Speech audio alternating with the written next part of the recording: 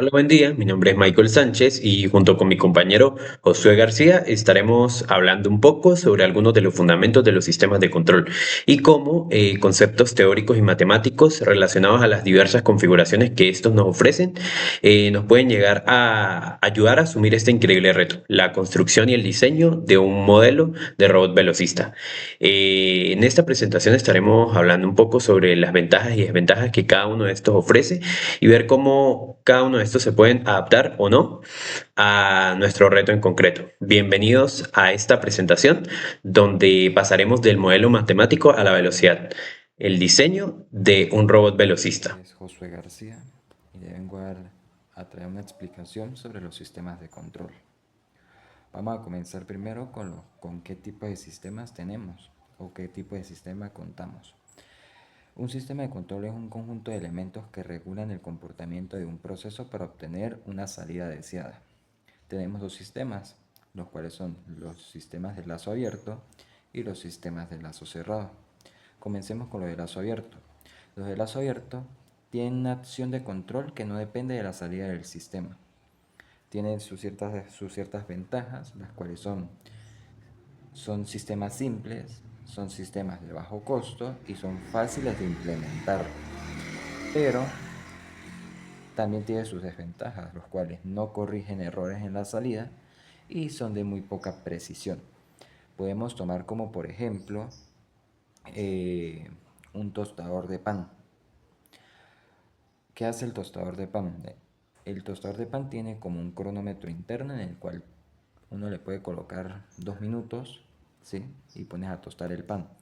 Al pasar los 2 minutos va a sonar la campanita para que tú retires el pan. Pero ¿cuál es la diferencia? La diferencia es que si el pan se pasó, el sistema de la tostadora no te va a indicar a ti si el pan se quemó o no, o si el pan no llegó al punto deseado. Entonces esa es la diferencia de un lazo abierto, que él no te indica a ti cuando el proceso o está listo o le falta. Ahora vamos con los lazos de tipo cerrado. Tenemos los lazos de tipo cerrado, la salida se mide y compara con la referencia para corregir errores y alcanza un valor deseado.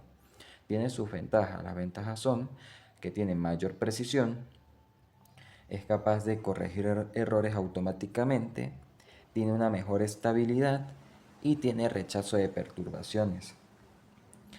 Tiene sus ciertas desventajas, las cuales son que son complejos de implementar y requiere sensores. Tenemos los siguientes diagramas de bloques. Se me olvidó hablar de ellos, el lazo abierto, vamos a hablar rapidito de ellos. Tenemos el diagrama de bloques del lazo abierto que se ve que tiene una entrada, tiene el controlador, tiene la planta y tiene una salida. La diferencia con el lazo cerrado es que tiene un punto de referencia, tiene un comparador, tiene un controlador, la planta y la salida. Y en la salida tiene una realimentación, un feedback. ¿Qué quiere decir ese feedback? Que son los sensores. Voy a tomar como ejemplo un robot seguidor de línea. El robot seguidor de línea tiene como finalidad seguir una línea negra, ¿sí? Digamos que el velocista va en línea recta y se consigue con una curva. Cuando llega a esa curva va a conseguir un error, una perturbación. Entonces lo que hace el sensor es que indica esa perturbación al cerebro del robot para así poder corregir la orientación hacia la línea negra en la curva del robot. Continuamos aquí con la metodología del diseño de los sistemas de control. Tenemos que seguir estrictamente los pasos en orden. Son 4 pasos en total. El primero es el propósito. El propósito es el qué o el para qué se va a hacer ese robot o ese sistema de control, en los cuales tenemos que definir las variables a regular, por ejemplo, la velocidad y la posición del robot y las perturbaciones y requerimientos. Por ejemplo, en qué punto se va a corregir la señal para que el robot siga la línea negra. Vamos con el paso 2, que viene siendo el modelo. Es la abstracción matemática del proceso de la planta, un ejemplo, o los actuadores motores y sensores. Pasamos al paso 3, que es el del diseño. Son las especificaciones, ajuste de parámetros y selección del controlador. Y por último viene la verificación. Si todo lo anterior está bien implementado, la verificación pasa exitosamente. Pero si no se cumple con el propósito, tenemos que hacer un retorno hacia el modelo para poder reorganizar las ideas. Para analizar cada configuración, nos basamos en un modelo de 4 sencillas etapas que nos permiten pasar de una idea ordinaria a un diseño extraordinario, empezando por la primera, que para mí es la más importante de todas, que aquí es donde se define la arquitectura real del sistema, ¿sí? Teniendo en cuenta o identificando las limitaciones o las perturbaciones a las que el mismo pueda estar sometido. Llamemos esta primera etapa configuración o configurar. De allí es de donde se elige la configuración principal que vamos a trabajar y cómo ésta responde a las perturbaciones o limitaciones a las que el sistema pueda llegar a estar sometido. Cuando seleccionamos nuestra configuración específica, pasamos a otra etapa muy importante, que es la etapa del diseño, ¿sí? Que es donde se establecen las características físicas y mecánicas de la configuración seleccionada. Ya listas estas dos etapas, pasamos a una bastante importante, ¿sí? Que es la etapa de cuantificación o cuantificar, ¿sí? Básicamente la etapa de los modelos matemáticos. En esta, pues, podemos abstraer o obtener directamente ciertas variables o ecuaciones matemáticas, como, pues, la velocidad, la distancia o el desplazamiento involucrados en nuestro sistema. Y luego, pues, pasamos a la última, que es la etapa, pues, de la traducción visual, ¿sí? O la etapa del mapeo, ¿sí? Esta etapa pues, nos permite, mediante el uso de diagramas de bloque o diagramas de flujo, pues representar matemáticamente el comportamiento de nuestro sistema. Ahora bien, hablando un poco de bueno, lo que hablábamos anteriormente, una de las etapas era lo de la configuración.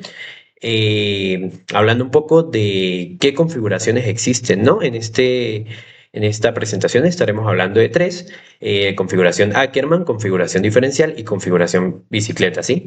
Una configuración cinemática es aquella que define la disposición de las ruedas o la posición específica de las mismas, ¿sí? Así como también los mecanismos de dirección y las restricciones del movimiento de un robot móvil. A partir de ella se determinan cómo el robot se desplaza, gira y sigue una trayectoria en su entorno en específico, ¿sí?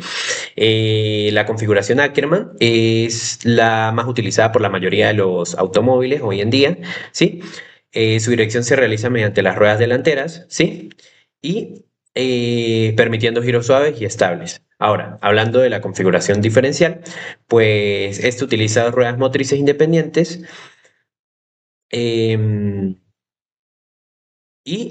pues tiene amplio uso en la robótica móvil. Ahora, la configuración bicicleta pues es un modelo simplificado para el análisis sistemático, eh, o sea que tiende a representar matemáticamente vehículos con dirección delantera, facilitan el análisis cinemático en el desarrollo de ecuaciones de movimiento, ¿sí? Ahora, cada configuración posee ciertas ventajas y características distintas. Sin embargo, la configuración diferencial es como la más usada para la robótica móvil, específicamente en robots velocistas. Configuración bicicleta.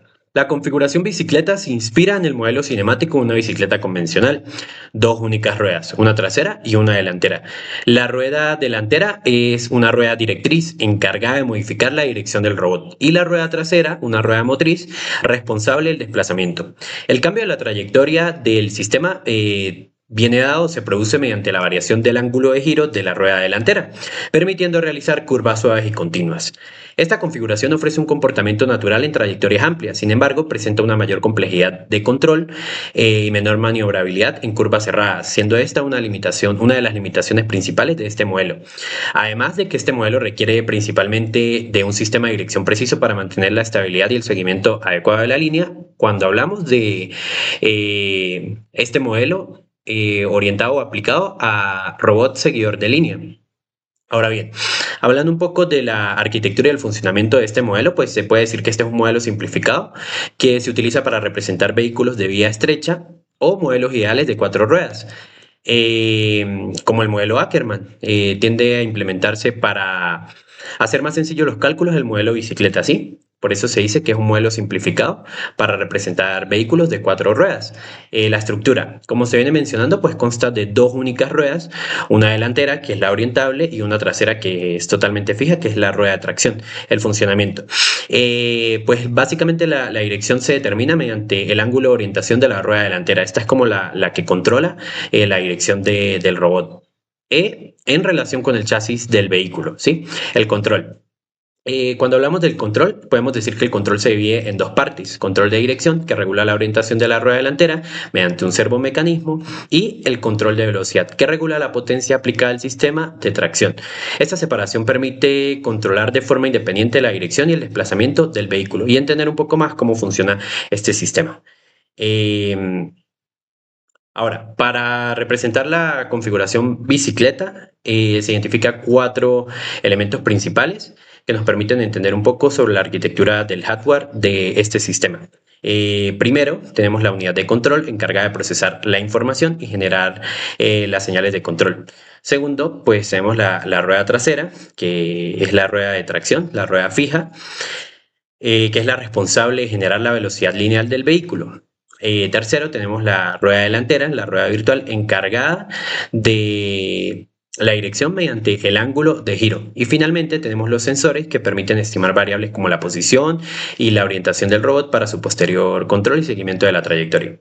Una vez definida la arquitectura general del sistema, pues es necesario conocer ciertas variables geométricas y dinámicas que describen el movimiento de dicho sistema.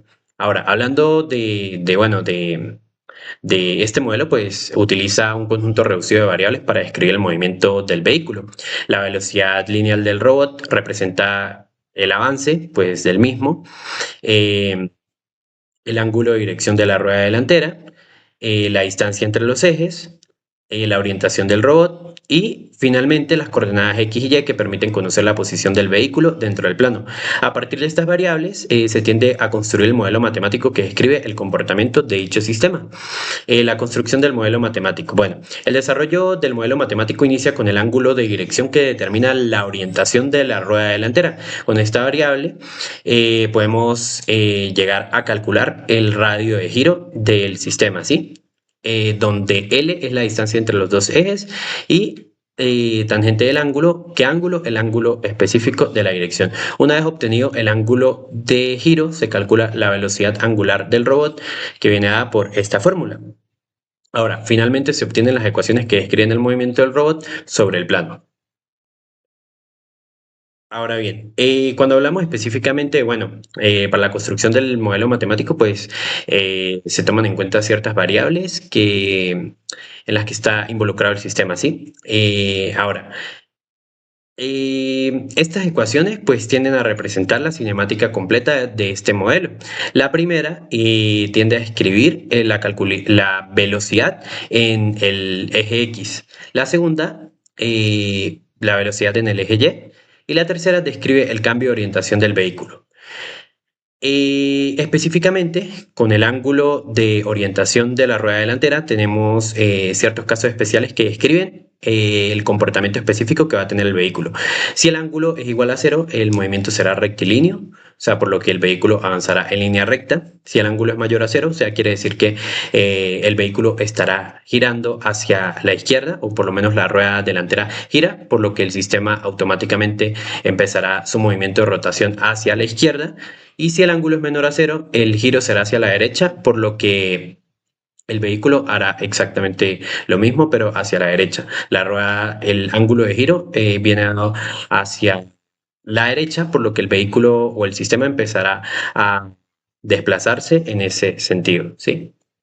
Ahora bien, cuando hablamos de los diagramas de bloques, pues, y la estructura general del sistema, pues con el diagrama de bloques podemos ver cómo las entradas del sistema, como la velocidad lineal y el ángulo de dirección, se transforman para obtener la orientación y posición del robot. Estos bloques pues permiten calcular la evolución de cada una de estas variables, como posición y orientación, ¿sí? Ahora, pues esto tiende a representar pues la misma información, pero de forma gráfica, mostrando la relación entre las entradas como variables internas y cómo esto tiende a representar eh, un proceso interno para generar una salida, ¿sí? Entonces, pues este modelo es altamente utilizado para el análisis y control de vehículos mediante las variables de velocidad lineal y ángulo de dirección, permitiendo determinar la evolución de la posición y la orientación del robot. Este modelo bicicleta en específico, pues posee ciertas fortalezas y ciertas debilidades. En base a estos criterios, pues podemos analizar un poco qué es lo más óptimo para lo que queremos realizar, ¿no?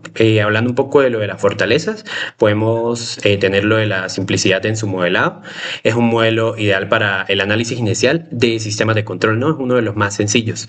Eh, También hablando de lo de las bases para las geometrías complejas, funciona como una base para entender configuraciones avanzadas. Por ejemplo, lo que hablamos de que es una simplificación del modelo Ackermann, eh, que tiene 4 ruedas. Este puede llegar a reducirse en un modelo bicicleta virtual situado en el eje central para simplificar un poco los cálculos de trayectoria del mismo.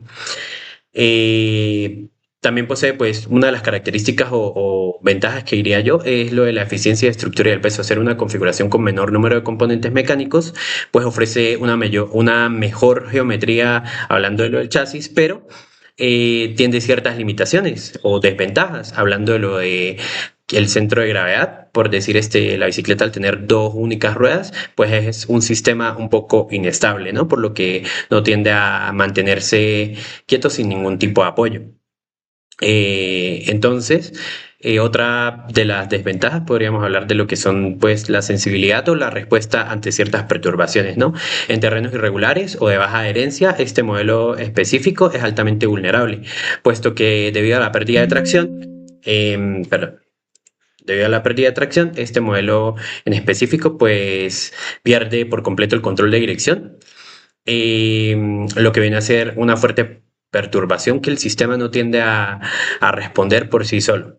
Eh, Teniendo en cuenta, pues, esto, pues observamos un poco o analizamos un poco que al ser un modelo que ofrece varias ventajas significativas, no es lo convencional para nuestro objetivo en común, que es el diseño de un robot velocista, por lo que el modelo bicicleta no será el indicado para orientarlo a este reto. Continuamos con la configuración del Ackermann. ¿Sí? Dice, la configuración del Ackermann es un sistema de dirección ampliamente utilizado en automóviles. Su principal característica es que las ruedas delanteras giran con ángulos diferentes durante una curva, permitiendo que todas las ruedas sigan trayectorias circulares concéntricas. Esto reduce el deslizamiento lateral de los neumáticos y mejora la estabilidad y proporciona una conducción más eficiente, precisa, especialmente en velocidades elevadas. Pues empecemos con el análisis de la cinemática de Ackermann, donde nos dice que la clave es la geometría de la dirección. Para que las ruedas rueden sin derrapar en una curva de radio R, los ángulos de dirección de las ruedas interior y la rueda exterior del ángulo interior y el ángulo exterior deben cumplir que la cotangente del ángulo exterior menos la cotangente del ángulo interior es igual a WL. Tenemos la siguiente arquitectura y funcionamiento de la configuración. Es una configuración de dirección utilizada en la mayoría de los automóviles modernos, diseñada para permitir giros más suaves, precisos, estables mediante el uso de diferentes ángulos de giro en las ruedas delanteras. Comencemos con la estructura. La estructura del Ackermann consiste en dos ruedas delanteras que son directrices, son ruedas de dirección, dos ruedas traseras que son las motrices, son ruedas que generan movimiento, y sistema de barras de dirección y el chasis similar al de un automóvil. Tenemos el funcionamiento del robot, en el que nos dice que las ruedas delanteras giran con ángulos distintos, es decir, una rueda va a girar a mayor ángulo que el otro, la rueda interna gira más que la externa y todas las ruedas convergen hacia un mismo centro instantáneo de rotación. Vamos ahora con el control del robot. en el cual nos dice que el control de velocidad del motor, control independiente del ángulo de dirección y requiere coordinación entre tracción y dirección. Vamos con la arquitectura del hardware del robot. Tenemos 4. Comencemos con el primero, que es la unidad de control. La unidad de control es el cerebro del robot, que en este caso utilizaremos un Arduino, ¿sí? El Arduino va a ir programado de manera de que él va a detectar, él va a recibir las señales de los sensores para poder reorientar el robot en sentido deseado de la línea, pues en este caso es un seguidor de línea. Segundo, el sistema de dirección. Es el servomotor de dirección del Ackermann conectado mediante barras y terminales de dirección en las ruedas delanteras, permitiendo que cada rueda adopte un ángulo diferente durante los giros. Como tercero tenemos el sistema de tracción de la planta. Es un motor en DC de tracción encargado de impulsar las ruedas traseras del vehículo. Sus velocidades determinan el deslizamiento longitudinal del robot. Vamos con los sensores de realimentación.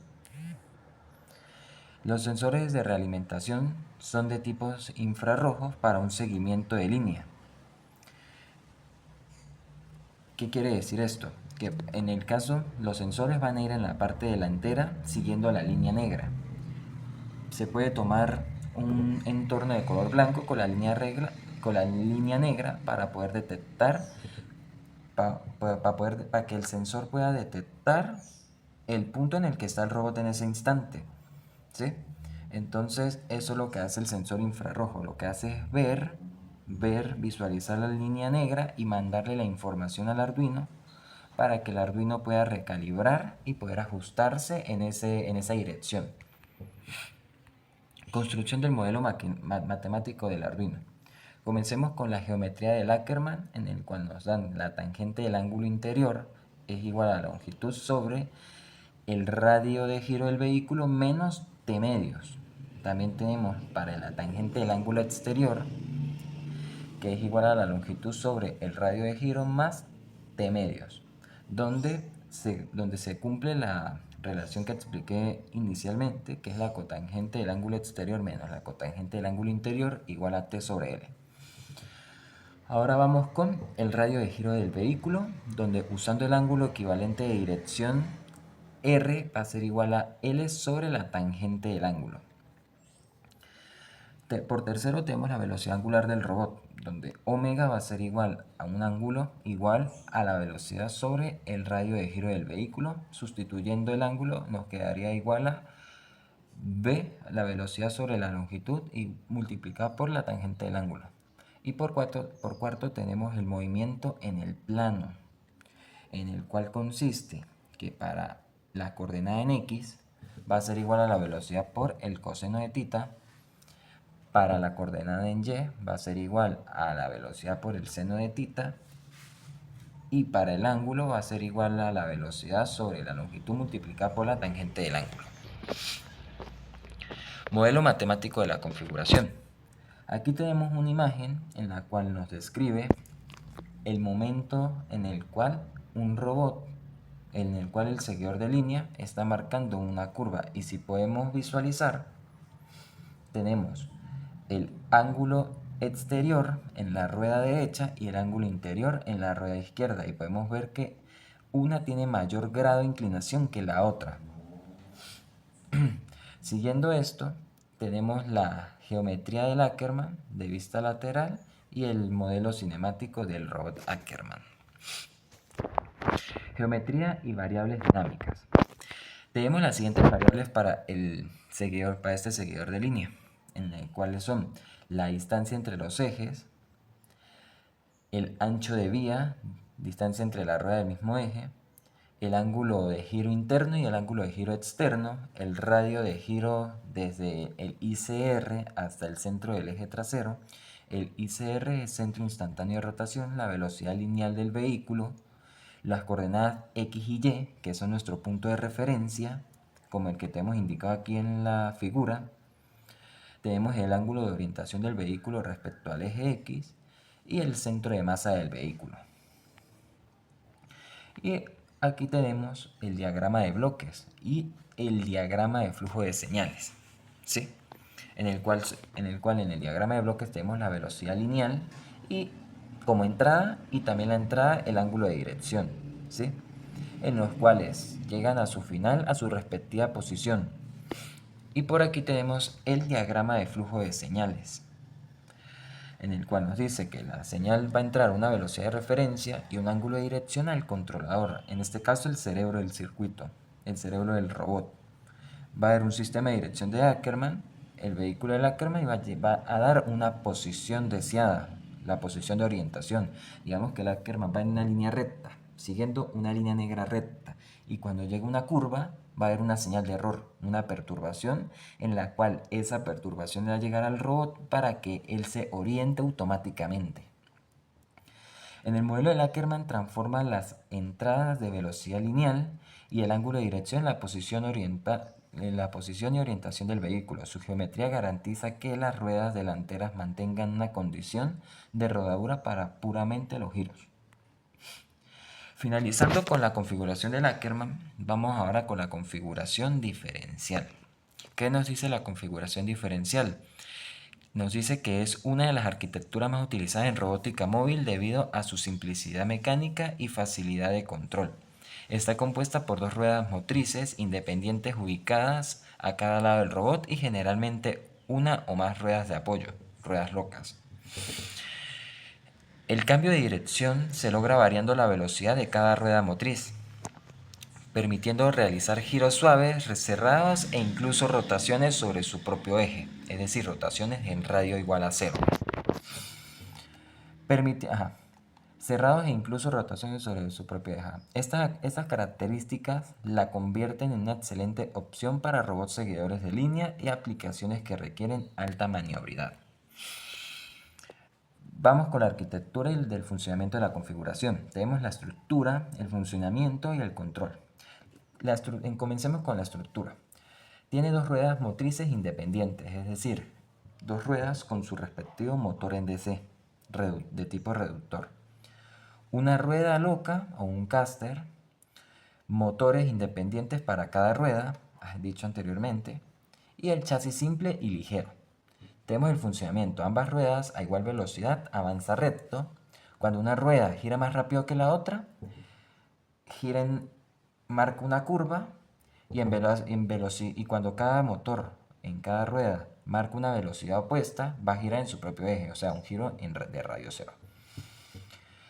El control del robot va a ser el siguiente: control independiente de cada motor, fácil implementación de control proporcional a un PID y excelente respuesta a correcciones rápidas.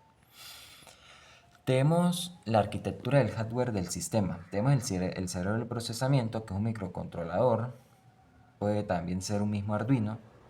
Tenemos las comunicaciones, los modelos NRF, un transistor, un receptor mediante sincronía, actuadores de planta, o sea, dos motores en DC y sensores de realimentación. Es muy parecido al Ackermann. ¿Por qué? Porque el robot diferencial va a seguir una línea y cuando se consigue una curva va a haber una señal de error, va a haber una perturbación a la cual le va a llegar al cerebro del robot. ¿Y qué va a hacer el cerebro? Dependiendo de la curva, va a disminuir la velocidad de una rueda y va a aumentar la otra para realizar esa maniobra. Tenemos la geometría y variables dinámicas. Para la configuración diferencial se considera dos ruedas motrices independientes, la rueda derecha y la rueda izquierda. El movimiento del robot depende de la velocidad angular de cada rueda. Tenemos aquí la siguiente leyenda donde nos dicen que 2b es la distancia total entre las dos ruedas motrices, b es la mitad de la distancia entre las ruedas, r es el radio de la rueda motriz, b es la velocidad lineal y el centro de masa del robot, omega 1 y omega 2 son las velocidades angulares de cada rueda, la rueda derecha y la rueda izquierda. Tenemos el sistema de coordenadas x y el ángulo de orientación del robot respecto a su eje. Tenemos la construcción del modelo matemático. Tenemos la velocidad de cada rueda, donde tenemos la velocidad 1 y la velocidad 2. Donde la velocidad 1 y la velocidad 2 son lineales de las ruedas, son velocidades lineales de las ruedas. Tenemos la velocidad lineal del robot, que consiste en la siguiente relación, donde la velocidad es igual a la velocidad 1 más la velocidad 2 entre 2.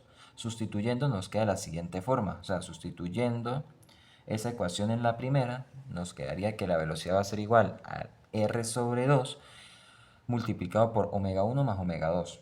Tenemos la velocidad angular del robot, que es phi igual a velocidad 1 menos velocidad 2 entre 2b, sustituyendo nos queda r sobre 2b multiplicado por omega 1 menos omega 2. Y tenemos el movimiento en el plano. El movimiento en el plano es muy parecido, en el cual para la coordenada en x, la velocidad lineal multiplicada por el coseno de phi; en la coordenada y, la velocidad lineal multiplicada por el seno de phi; y phi igual a r sobre 2b multiplicado por omega 1 menos omega 2. Tenemos el modelo matemático de la configuración diferencial, en el cual nos repetimos las ecuaciones anteriores, tenemos el radio de giro instantáneo y tenemos los casos especiales. ¿Cuáles son los casos especiales de un robot seguidor de línea?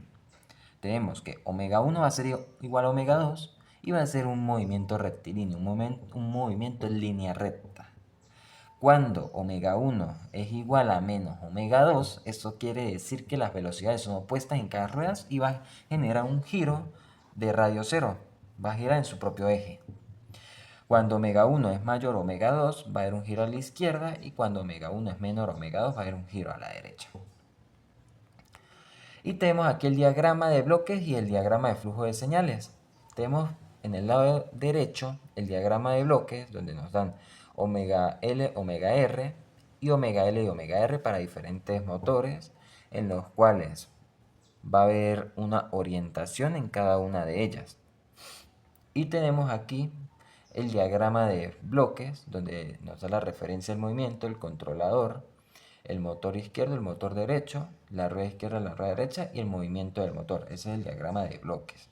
Entendiendo un poco todas y cada una de las configuraciones, así como también las ventajas y desventajas que cada una de estas puede llegar a ofrecer, pues llegamos a un punto donde nace la pregunta: ¿qué configuración elegir, no? En base al análisis y desarrollo estructurado de cada una de estas configuraciones, llegamos a la conclusión de que para nuestro reto en concreto, el diseño de un robot velocista, la mejor opción es la configuración diferencial, por lo que la configuración diferencial fue la seleccionada o la ganadora para la implementación de este diseño. Entonces, esto debido a que esta configuración pues tiende a ofrecer una solución simple y eficiente de alto rendimiento para el seguimiento de línea a altas velocidades. ¿Qué tuvimos en cuenta para elegir esta configuración? Porque a pesar de que todas tienden a ofrecer varias ventajas, así como también sus desventajas, pues esta configuración también, ¿no? Pues simples aspectos como la mayor capacidad de maniobra, ¿sí? La configuración diferencial. Pues en esta configuración la dirección se controla variando la velocidad de la rueda izquierda y derecha, permitiendo realizar curvas de forma rápida y precisa, ideal para un modelo velocista, ¿sí? Otro aspecto importante: el mejor desempeño en el seguimiento de líneas. Este tipo de configuración permite corregir continuamente la trayectoria mediante el control independiente de cada motor, mejorando la precisión durante la navegación o el seguimiento de la trayectoria. Menor complejidad mecánica, ¿no? Aunque el modelo de bicicleta era uno de los que tenía menor complejidad mecánica en cuanto a diseño de chasis, pues hablando un poco de lo que era su estabilidad, no era el mejor modelo para elegir. Entonces, el modelo diferencial no requiere mecanismos de dirección, vara Ackermann ni sistemas de suspensión complejos como el que debería requerir una bicicleta. Así que esto hace que se reduzca el peso y se pueda mantener por sí solo. La facilidad de implementación, sí. El modelado de este sistema y su modelo matemático son más sencillos en comparación con las otras configuraciones móviles, ¿sí? Además que pues, es uno de los más sencillos de entender y es uno de los más aplicados siempre en robótica en la robótica en este tipo de orientaciones, ¿no? En este modelo específico, la dirección se logra variando la velocidad de cada rueda. Si la velocidad de la izquierda es igual a la velocidad de la derecha, el movimiento es rectilíneo. Si la velocidad de la izquierda es menor a la velocidad de la derecha, entonces el sistema girará hacia la izquierda. Caso contrario, si la velocidad de la izquierda es mayor a la velocidad de la derecha, entonces el sistema tiende a girar hacia la derecha. Ahora bien, cuando hablamos del análisis y el diseño de nuestro robot velocista, pues nos basamos principalmente o partimos principalmente de nuestro problema. Sí, el robot debe desplazarse sobre una pista siguiendo una línea de referencia a la mayor velocidad posible, manteniendo estabilidad, precisión y capacidad de corrección en curvas, que es lo que el modelo diferencial tiende a ofrecer. Sí, los otros modelos tienden a ofrecer ciertas características, no todas juntas en concreto, pero el diferencial tiene esto en común, tiende a ofrecer esta estabilidad, precisión y capacidad de corrección ante las perturbaciones, como bueno, o respuesta rápida ante una curva y así. Requerimientos del sistema. Bueno, ¿qué requiere específicamente el diseño de nuestro robot velocista? Bueno, que siga la línea de forma continua, que pueda ser capaz de corregir las desviaciones lo más rápido posible, que pueda mantener una buena velocidad en rectas y que pueda reducir la velocidad en curvas si es necesario, porque puede tender a salirse de la trayectoria si mantiene mucha velocidad en las mismas. O sea, que tiene que tener la capacidad de regular esa velocidad y tener una estructura ligera y estable, creo que es lo más importante, ¿no? Ahora, la configuración pues diferencial pues es que tiende a ser la mejor alternativa para nuestro robot por la simplicidad mecánica, la facilidad de control, la excelente capacidad para realizar correcciones rápidas durante el seguimiento de línea. Por lo que esto es otro punto a favor de por qué estamos eligiendo la configuración diferencial. Ahora bien, el objetivo en concreto de nuestro robot, que sea capaz de seguir una línea de referencia de forma autónoma, manteniendo la mayor velocidad posible, siempre y cuando tenga estabilidad y precisión durante todo el recorrido, ¿sí? Y también ciertos requerimientos funcionales como detectar la línea mediante sensores infrarrojos, procesar la información en tiempo real, corregir desviaciones respecto a la trayectoria, mantener la estabilidad en rectas y curvas, o sea, que no se desvíe ni se salga del sistema, y alcanzar la mayor velocidad posible sin perder la línea de seguimiento. Bueno, dentro del objetivo y lo que es el diseño y el estructuramiento de nuestro robot, pues tenemos que tener en cuenta ciertas restricciones que nos limitan el diseño, así como tiene que ser un peso reducido, o sea, no puede estar pesando mucho, por lo que no puede tener muchos elementos quizás estéticos innecesarios al ser un robot velocista entre menos elementos, todo lo mejor posible. Tiene que tener bajo consumo energético, una respuesta rápida del sistema de control y simplicidad mecánica, que es lo que tiende a ofrecer la configuración diferencial. Con el diseño, ¿verdad?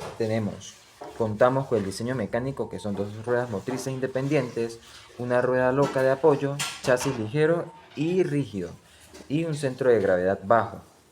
Tenemos la rueda izquierda, la rueda derecha y la rueda loca. Tenemos el diseño electrónico, que es la unidad central, donde es el cerebro del circuito, el Arduino Nano, los sensores, los actuadores, que son motores en DC de tipo reductor, la etapa de potencia, el drive de motores, y la alimentación, una batería de 7.4 voltios a 2200 miliamperios por hora. Y tenemos el siguiente diagrama de bloques, en el cual es la referencia de línea, el comparador, el error, el controlador PID, los drivers de los motores en DC, el robot diferencial y los sensores, que va a haber una realimentación del comparador para que haya un error. Ese error es el que le indica al controlador reorientar el robot para seguir la línea en una curva. La estrategia de control. El robot utiliza la información proveniente de los sensores para determinar su posición respecto a la línea y corregir continuamente su trayectoria. Minimizar el error de seguimiento y mantener el robot centrado sobre la línea mientras se desplaza a alta velocidad, garantizando estabilidad, precisión, respuesta rápida en rectas y curvas. Las variables del sistema son entrada, controlador y salida. En la entrada tenemos la posición de la línea, orientada por los sensores. El controlador PID es el controlador proporcional que calcula la corrección, y la salida nos da la velocidad de los motores tanto izquierdo como derecho.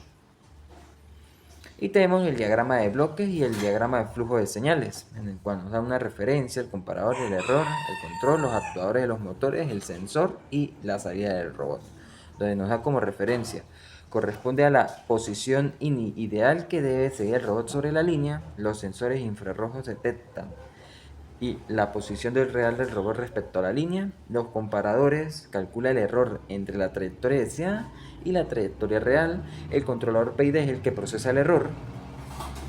Los actuadores ajustan la velocidad de los motores izquierdo y derecho para la rotación, o sea, para moverse para agarrar una curva. El robot modifica su trayectoria para mantenerse centrado sobre la línea, y la realimentación son los sensores que vuelven a medir la posición para medir el proceso continuamente. El modelo matemático consiste en: primero, la velocidad de cada rueda; segundo, la velocidad lineal del robot; tercero, la velocidad angular del robot; cuarto, la velocidad del robot en el plano; la interpretación física y las variables de modelos. Vamos con la velocidad de cada rueda. La velocidad lineal de las ruedas se obtiene mediante la velocidad 1 igual al radio multiplicado por omega 1 y la velocidad 2 igual al radio por omega 2, donde V1 y V2 son velocidades lineales tanto de la rueda izquierda y derecha, R es el radio de la rueda y omega 1 y omega 2 son las velocidades angulares de las ruedas. Tenemos la velocidad lineal del robot, que es la velocidad igual a velocidad 1 más velocidad 2 entre 2 y velocidad igual a R entre 2 multiplicado por omega 1 más omega 2. Tenemos las velocidades angulares, que son iguales a phi igual a velocidad 1 menos velocidad 2 entre 2 veces v. Sustituyendo en la ecuación nos quedaría que R sobre 2v multiplicado por omega 1 menos omega 2, donde 2v es la distancia entre las dos ruedas y omega es el ángulo de orientación del robot. En el movimiento del robot en el plano tenemos las siguientes coordenadas. Para el sistema de coordenadas, si nosotros nos orientamos en el eje X, va a ser igual a R sobre 2 multiplicado por omega 1 más omega 2 por coseno de phi. Y para la coordenada en Y va a ser igual a R sobre 2 multiplicado por omega 1 más omega 2 multiplicado por el seno de phi. Phi va a ser igual a R sobre 2b multiplicado por omega 1 menos omega 2. Estas ecuaciones permiten calcular simultáneamente la posición horizontal y la posición vertical y la orientación del robot. En la interpretación física tenemos que si las dos velocidades angulares son iguales, el robot va a ir en línea recta. Si omega 1 es mayor a omega 2, el robot gira a la izquierda. Si es viceversa, va a la derecha. Y si son de signos opuestos, misma velocidad, pero signos opuestos, el robot va a girar en su mismo eje. En las variables del modelo tenemos el radio de las ruedas, la distancia entre las dos ruedas, las velocidades angulares de cada una de ellas, la orientación del robot y el sistema de coordenadas, la posición del robot en el instante dado. Bien, en nuestra simulación, bueno, realizamos la construcción del chasis con un modelo tradicional de configuración diferencial, ¿sí? Dos ruedas traseras, una rueda delantera, en este caso loca, y bueno, aquí en Weebot se trabaja con nodos, ¿no? Por lo que para construirlo, pues vamos desglosando a través de nodos o subfamilias, todas integradas en un mismo, digamos, pensemos esto como un árbol, ¿sí? Donde viene de el tronco, ¿sí? Se extiende hacia las ramas, cada una de estas sería las ramas, tal como la rueda loca, las dos ruedas, ¿sí? Traseras, la 1 y la 2, el frente, que es este detalle que le quisimos agregar para que fuera así al frente, y el cuerpo específico del robot, ¿sí? Vamos trabajando por nodos, por lo que todas las propiedades que van acopladas a cada uno de estos elementos, pues deben irse desglosando de esta manera, ¿no? Para agregar textura, forma, tamaño o agrupación. Todo dentro del controlador principal o el tronco, como lo decimos así, robot velocista, que es el que tiene, pues, principalmente todo acoplado, ¿sí? Entonces, pues verificamos, tenemos que pues está en total contacto con la superficie, ¿sí? Eh, este robot pues posee físicas, por lo que bueno, debería tener pues su peso, su respectivo peso y su centro de gravedad. Y pues en este caso pues no se está simulando, por lo que pues no está haciendo pues mucho en específico. Pero si nosotros simulamos esto, pues él debería automáticamente, eh, por su centro de gravedad, pues caer hacia adelante, ¿no? Que es lo que debería pasar. Con ello compramos las físicas, ya está simulando, que tiene contacto directo con nuestro suelo. Y pues de momento, así concluye esta primera etapa en la simulación. La construcción, los resultados obtenidos son bastante satisfactorios. Ya como parte final, hablando del diseño y la integración del robot diferencial, bueno, lo que desarrollamos, lo que acabamos de ver en el simulador, bueno, el diseño y la construcción del chasis del robot con configuración diferencial.